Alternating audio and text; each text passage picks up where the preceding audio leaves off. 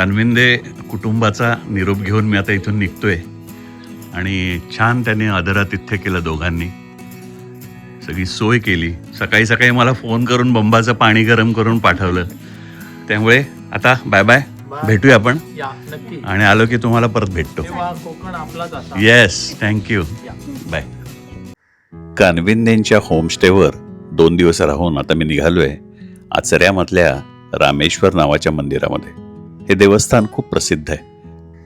सिंधुदुर्ग जिल्ह्यातलं जसं आचरा हे गाव आचरा बंदरासाठी फेमस आहे, तसंच रामेश्वर मंदिरासाठी प्रसिद्ध आहे.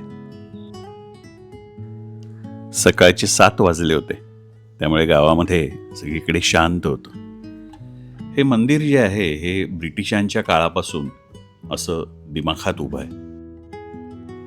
पण ह्या मंदिराला नुसतं रामेश्वर म्हणणं पुरेसं नाहीये. हे आहे इनामदार श्री देव रामेश्वर. इनाम म्हणजे मराठा आणि पेशवे राजवटीमध्ये असाधारण सेवेच्या बदल्यात दिली जाणारी जमीन किंवा अनुदान. आणि ज्याला ते मिळे तो इनामदार. इसवी सन 1763च्या सुमारास पेशव्यांनी या मंदिराला जमिनीचे इनाम दिलं, थेट श्री रामेश्वर देवाच्या नावाने. म्हणजे इथे देव फक्त पूजनीय नाहीये, तो या जमिनीचा मालकही आहे. आज इथे मानकरी, देवसेवक, महालदार, निशाण, बावट्या, ढोल ताशा, मृदुंग यांच्यासह संस्थानी थाटात उत्सव साजरे होतात. या मंदिराचा संपूर्ण कारभार आजही एखाद्या राजघराण्याप्रमाणेच चालतो. आजवर मी अनेक मंदिरांना भेटी दिलेत. म्हणजे महाराष्ट्रात, भारतात, अगदी भारताबाहेरच्याही काही मंदिरांना मी गेलोय. पण त्यातली काही मंदिरच आपल्याला अशी आवडून जातात किंवा खूप जवळची वाटतात. आणि हे रामेश्वरम मंदिर त्यापैकी एक. ते इकडच्या साधेपणामुळे, इथल्या रचनेमुळे. ही सुंदर विहीर आहे इथे. आणि आता भटजी इथून पाणी घेऊन गेले, म्हणजे आता देवाची अंघोळ होईल. मी आधी संपूर्ण जो मंदिराचा परिसर आहे तो बाहेरनं फिरून बघितला आणि मग आत शिरलो. इथे एक अनोखा सोहळा आहे, त्याला डाळप स्वारी म्हणतात. याच्यामध्ये काय होतं की देव गावाच्या सगळ्या भेटीला निघतो आणि जवळच एक जामडूल नावाचं बेट आहे. तिथे जायला म्हणे एक पूल आहे. काल आम्ही गेलो होतो त्या पुलावर. तर तिथे देव हा होडीतूनच जातो. आणि विशेष गोष्ट काय आहे तर ह्या बेटावर एक ख्रिश्चन कुटुंब राहतं. दरवर्षी हजारो भाविक येतात ह्या सोहळ्यासाठी आणि हे कुटुंब ह्या सगळ्यांच्या जेवणाची व्यवस्था करतं. म्हणजे गेल्या वर्षी म्हणे 4000 भाविक आलेले आणि सगळ्यांची सोय झाली. तर हे कोकणाचं मला असं वाटतं की वैशिष्ट्य आहे. इथे जात धर्म यापेक्षा सगळेजण एकजुटीने राहतात, हे वैशिष्ट्य आहे. ह्या गावामध्ये आणखी एक अनोखी अशी परंपरा आहे. मला खूप गंमत वाटली. म्हणजे तुम्हीही कधी ऐकली नसेल. त्या परंपरेचं नाव आहे गाव पळण. म्हणजे काय होतं की दर 3 वर्षांनी म्हणे दत्त पौर्णिमेनंतर 3 दिवस संपूर्ण गाव हे रिकामं करतात. म्हणजे एकही माणूस तिथे नसतो गावामध्ये. अगदी गाई, म्हशी, कुत्री, अगदी कोंबडं पण तिथे ठेवायचं नाही. आणि ह्या 3 दिवसामध्ये देव गावाची काळजी घेतो अशी ही एक श्रद्धा आहे. आणि इथली सगळी माणसं गाव सोडून कुठे कुठे जातात. कोणी वर लाईट हाऊसच्या इथे जाऊन राहतं, कोण वेगळ्या गावाला जातात, मुंबईला जातात, पण गावामध्ये कोणी राहत नाही. मला खूप गंमत आणि विशेष वाटलं हे. रामेश्वर मंदिराचा हा सभामंडप अतिशय प्रशस्त आणि लाकडी बांधकाम आहे सगळं. आणि फारच सुंदर त्याचं काम आहे. म्हणजे मला असं जाणवलं की हे एक फक्त बांधकाम किंवा एक स्ट्रक्चर नाही आहे, तर तो या गावाचा, या मातीचा, इथल्या माणसांचा, त्यांच्या श्रद्धेचा आत्मा आहे. मी जेव्हा मंदिरात प्रवेश केला तेव्हा तिथे साफसफाई चालू होती. हे जे पुजारी आहेत हे संपूर्ण तो परिसर, आतली पिंडी हे सगळं धुवून घेतात. त्याची अंघोळ म्हणतात त्याला, देवाची. आणि त्यानंतर मग देवाला सजवलं जातं, छान कपडे चढवले जातात. आणि ते जे दृश्य आहे ते अतिशय सुंदर असं दृश्य असतं. दुर्दैवाने मला ते बघता नाही आलं, कारण त्यांना खूप वेळ होता. मी थोडंसं त्यांच्याशी गप्पा मारल्या पुजाऱ्यांची, हो ना, आणि तिथून निघालो. स्नान झाल्यानंतर महादेवाचं देखणं रूप असं पाहायला मिळतं.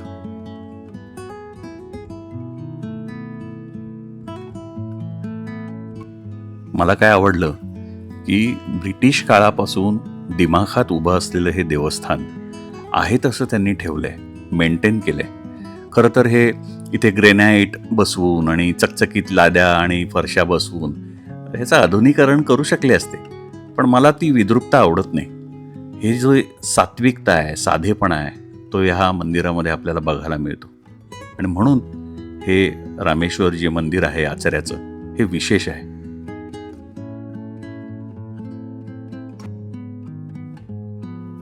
गुढीपाडव्यापासून इथे पालखी सोहळ्याला सुरुवात होते.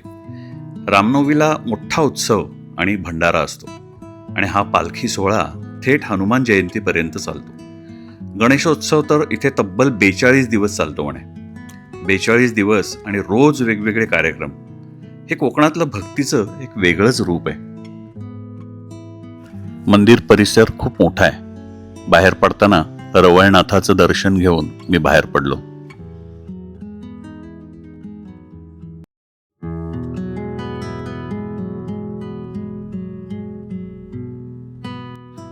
एवढ्या प्रशस्त अशा देवस्थानाचं हे मुख्य प्रवेशद्वार. छोटं आहे पण अतिशय साधं, शांत आणि सुंदर आहे. त्याचं वेगळेपण आपल्याला जाणवतं.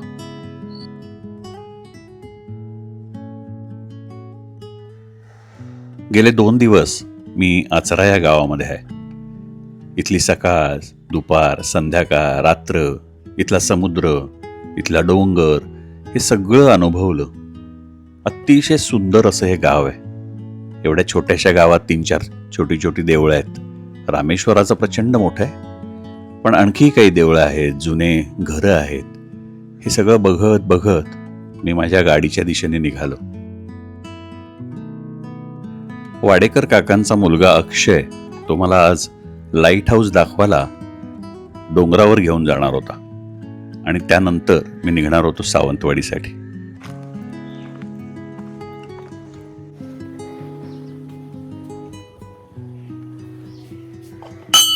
श्री देव गांगेश्वर या मंदिरात दर्शन घेऊन मी पुढे निघालो.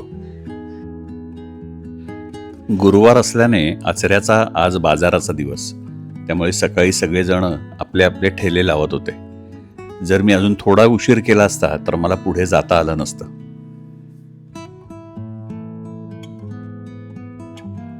अशा बाजारांमध्ये भाजी खरेदी किंवा इतर काही खरेदी करायला खूप मस्त वाटतं.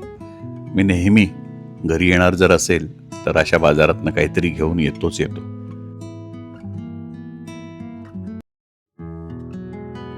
ह्या आधीचा माझा आचऱ्यावरचा व्हिडिओ जर बघितला नसेल त्यांच्यासाठी सांगतो. मी आता निघालोय जामडूल नावाच्या ह्या बेटावर. काल मी तिथे वाडेकर काकांसोबत जी एक सफारी असते, मँग्रोव्ह सफारी, कांदळवन दाखवलं जातं. या ब्रिजच्या दोन्ही बाजूला खाडी आहे आणि समोर जो रस्ता जातोय तो जामडूल बेटावर जातोय. आता आपण जर उजवीकडे बघितलं तर हा सगळाच खाडीचा परिसर आहे आणि डावीकडे पण खाडी दिसते.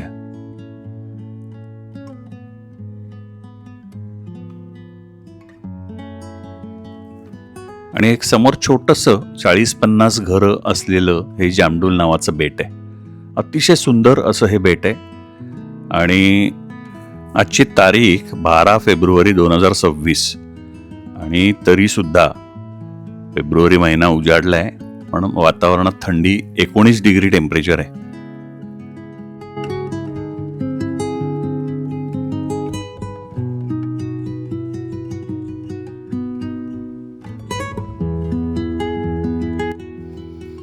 या रस्त्यातनं वाडेकर काकांच्या घराकडे जाताना सुंदर अशी कौलारू घरं दिसतात आणि या सगळ्यामुळे असं कोकणाचं छान वातावरण तयार होतं.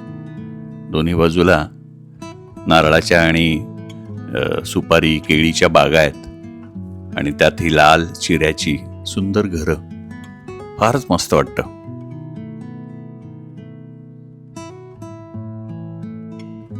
मी पोचलो तेव्हा वाडेकर काकांचा मुलगा अक्षय माझी वाटच बघत होता. आम्ही लगेच निघालो. माझ्या मागे तुम्हाला जर दिसत असेल तर वाडेकर काकांचं जे घर आहे तिथून आता आपण निघालोय लाईट हाऊस बघायला. डोंगर आहे आणि तो डोंगर क्रॉस करून आपल्याला थोडंसं ट्रेक करायला लागतं. तर वाडेकर काकांचा हा अक्षय नावाचा मुलगा आहे, तो मला आता घेऊन चाललाय. खाडी क्रॉस करून आपण पलीकडे गेलं की समोर जो दिसतोय तो डोंगर आहे आणि ह्या डोंगरावरती लाईट हाऊस आहे. आणि हा सगळा खाडी परिसर आहे जिथे कांदळवन आहेत आणि ही रेअर कांदळवन आहेत भारतातली. त्यामुळे ती सफारी करण्यात एक वेगळीच मजा असते. आणि हे समोर दिसते हे जामडूल बेट.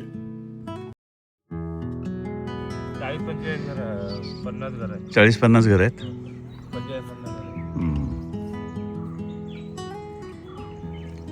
आणि हे सगळं जंगल आहे ना.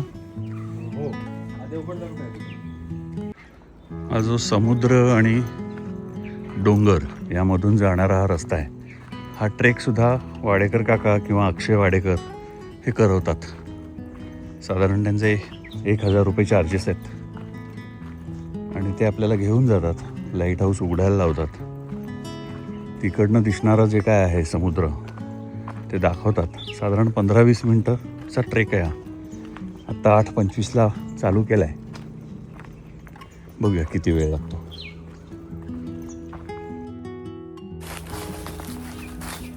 माझ्या पाठीवर 6-7 किलोची बॅग, पाण्याच्या बाटल्या, कॅमेरा, सगळे साहित्य आणि त्यात ह्या दगडांमधला चढण्याचा रस्ता. मला तेवढी सवय नाही आहे, म्हणजे मी चालतो रोज, पण हे डोंगरातलं चालणं जरा अंगावरच येत होतं. साधारण एक 20 मिनटं डोंगर चढून वर आल्यावर आपल्याला एक पठार लागतं आणि हे एक जंगलच आहे. पठारावरचं जंगल म्हणू शकतो आपण त्याला.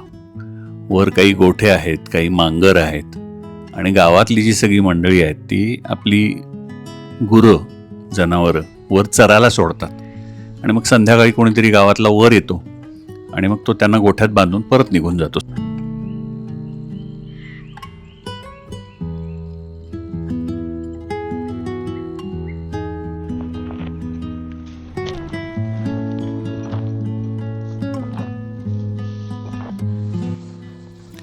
सकाळची वेळ असल्यामुळे उन्हाचा तेवढा त्रास होत नव्हता. पण जर आपण दुपारी आलो तर मात्र उन्हाचा तडाखा जाणवेल.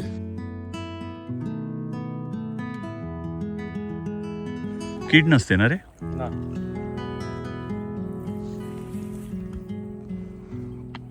पिकलेली अशी बोरं आणलेली आहेत.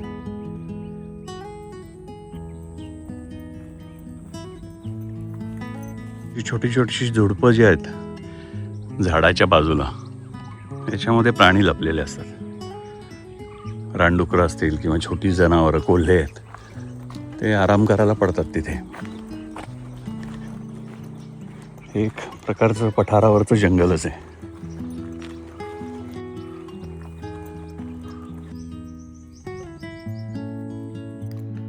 जसं लांबून लाईट हाऊस दिसायला लागलं तसा उत्साह वाढायला लागला. पठारावरती 80 ते 90% हे कातळच होतं. कातळ म्हणजे एक प्रकारची दगडी जमीन.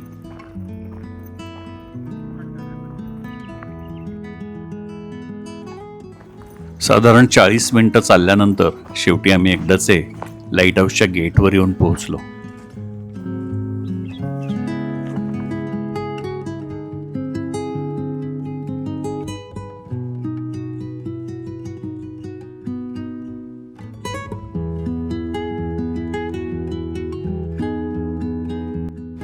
स्पायरल जिन्याने वर येऊन जे पहिलं दृश्य दिसलं त्याचं शब्दात वर्णन करणं कठीणच आहे. एक मात्र नक्की, या समुद्रासमोर उभं राहिलं की मन आपोआप नम्र होतं. मनातले सगळे गोंधळ आपोआप शांत होतात. समुद्र आणि आकाश एकमेकांमध्ये असं काही मिसळलं होतं की फक्त निळा पडदाच दिसत होता. या निसर्गात फिरण्याचा एक फायदा मात्र नक्की होतो. मानवाला त्याच्या खुजेपणाची छान जाणीव होते. साधारण 40 मिनिटं चालून वर आल्याचं सार्थक झालं असं वाटलं. आपण तिकडून आलो ना अक्षय? तेच आहे ना जामडूल? मग ते पुढचं? अच्छा, ही पीरवाडी इकडची. त्या होड्या दिसतात ते? अच्छा, ही पीरवाडी आहे पाण्यामध्ये झाडं दिसतात हा. जांभूळवाडीच आहे पण आणि पुढे ती जांभरुलवाडी. पुढे आहे ते. ते बेट आहे. हा लांबून लांबून दिसतो ना रे. कित्येक किलोमीटरवरून हा लाईट बघितला जातो. आणि हे काय आहे सोलरचं? या लाईटची? अच्छा, हा, या लाईटची बॅटरी चार्ज करण्यासाठी आहे. तू इथे काय जॉब करतोस? काय काय काम असतं मग तुझं? एक क्लिनिंग करायचं बाकी फक्त साफसफाई, बाकी काय नाही. आणि कुठल्या गावातला आहेस? तिथलेच आहे. आता आला ना जामडूलचंच आहे. शेला तंद्री लागली.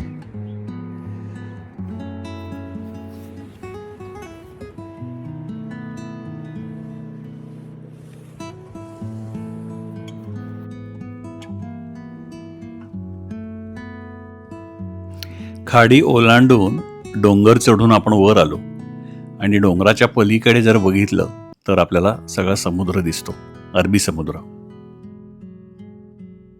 अक्षय, जेव्हा 3 वर्षांनी गाव पळण असतं तेव्हा तुम्ही कुठे राहायला येता? आम्ही ह्या डोंगरावरती येतो. हां आडबंदर मुंडे गाव आहे हां. तिथे राहायला येतो.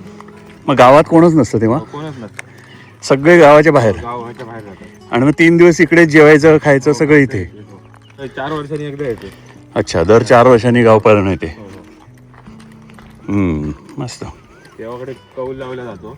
हां, त्यांचं ती ठरते तारीख कधी जायचं. अच्छा. सकाळी असं चालायला मस्त वाटतं ना रे? पण रामेश्वरचा 39 दिवस गणपती होता यावर्षी. हो, दरवर्षी 39 दिवस असतो. 39 दिवस? हो. बापरे. ते एक दिवशी म्हणजे कार्यक्रम असतो वेगवेगळे हम्म, पुऱ्या वाडीचा. म्हणजे आपल्या एक वाडी जांभूळचा वेगळा, हम्म. किल्लेवाडचा वेगळा, पिरावाडचा वेगळा असं. ते वायर घ्यायचे आपल्याला कुठल्या त्या तारखेला कार्यक्रम करायचा. हम्म. कोण डबल बारी ठेवतो, कोण तशा ठेवतो. हम्म. कुठला रे हा? सुतार पक्षी वाटतं. माझं पक्षीज्ञान अगदीच बेसिक आहे, पण हा बहुधा सुतार पक्षी असावा. जर कोणाला माहिती असेल तर कॉमेंटमध्ये जरूर लिहा. उतरायला कमी वेळ लागला, 20 मिनटं लागली आणि जायला मात्र 41 मिनटं लागली.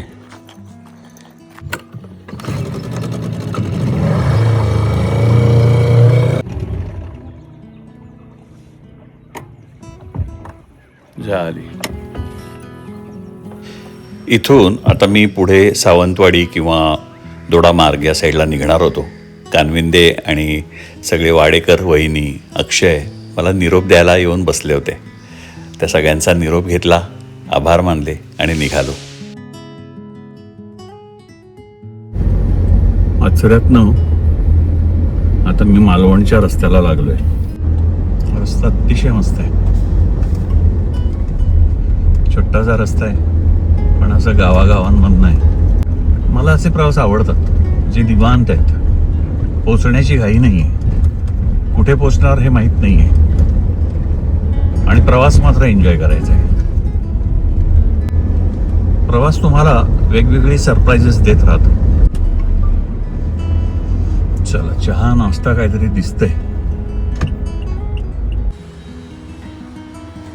सावंतवाडीला जायला आता मालवणवरूनच जायला लागणार.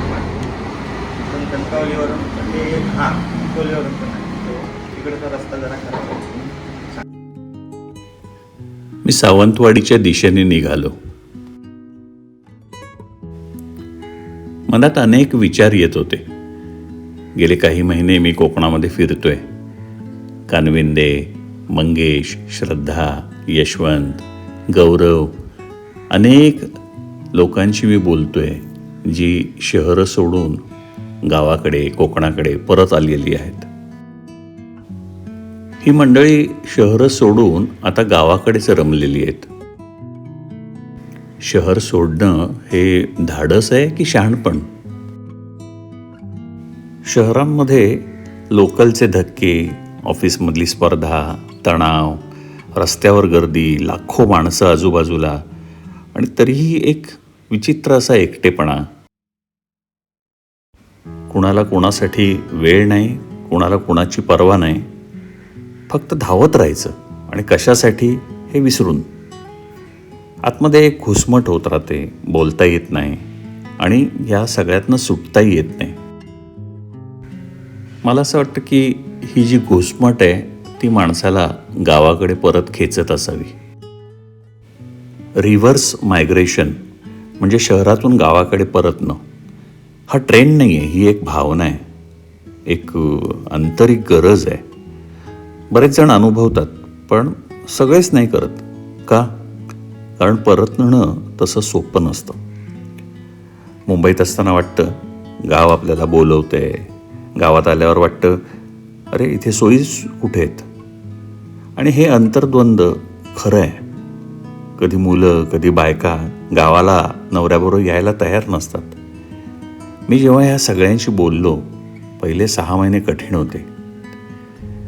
रात्र लवकर व्हायची, अंधार, शांततेची सवय गेलेली, इथला नेट स्लो आहे, वेळ जात नाही, अनेक अडचणी आहेत. पण मग काय झालं तर हळूहळू झोप लागायला लागली, खरी झोप. मी हे सगळं ऐकलं आणि थांबलो. शहरात आपण खूप कमवतो, पण मला वाटतं खूप गमावतोय. झोप, शांतता, स्वतःशी बोलायला वेळ नाही. गावात परतण्याचे फायदे खरे आहेत. इथे निसर्ग आहे, माणसं आहेत, स्वतःचं घर आहे, शुद्ध हवा आहे, पण सोबत अपुऱ्या सोयी आहेत, मर्यादित उत्पन्न आहे, आणि कधीकधी गावातल्यांची नजर. कारण शहरातून परतलेल्याला गाव लगेच स्वीकारत नाही. शहरातून आला आहे हा शिक्का पुसायला वेळ लागतो. मला काय वाटतं की परतणं म्हणजे फक्त ठिकाण बदलणं नाही आहे, तर ती एक मानसिकता आहे, एक तयारी आहे. जे परतले आणि रमले त्यांनी गावाशी जुळवून घेतलं. गाव आपल्याशी जुळवेल अशी अपेक्षा त्यांनी ठेवली नाही. बरेच जण माझ्या ओळखीचे आहेत जे शहरांमध्ये आहेत, पण इच्छा असूनही गावात अजून परतू शकलेले नाही आहेत. काही परतले आणि काही रमले, काही इथे येऊनही असमाधानी आहेत, कारण मनामधली तुलना गेलेली नाही आहे. शेवटी मला एवढंच वाटतं की उत्तर हे बाहेर नाही आहे, उत्तर हे आपल्या आतमध्ये. आपल्याला नक्की काय हवं आहे हे आधी ठरवावं लागेल, आणि मग ठिकाण आपोआप सुचेल. एकंदरीत ही ट्रीप आचरा आणि नेहमीप्रमाणे कोकण खूप सुंदर आहे, पण सगळ्यात सुंदर आहे ते म्हणजे स्वतःशी प्रामाणिक असणं. शेवटी एकदाचा सावंतवाडीच्या शिल्पग्राम नावाच्या एक रिसॉर्ट आहे, तिथे येऊन पोहोचलो. इथे एक रात्र एक दिवस असा मुक्काम केला, थोडंफार सावंतवाडी एक्सप्लोअर केलं, आणि पुढच्या प्रवासाला निघालो. हा व्हिडिओ जर आवडला असेल तर जरूर कॉमेंट करा, शेअर करा, लाईक करा, सबस्क्राईब करा. इथेच थांबतोय. धन्यवाद.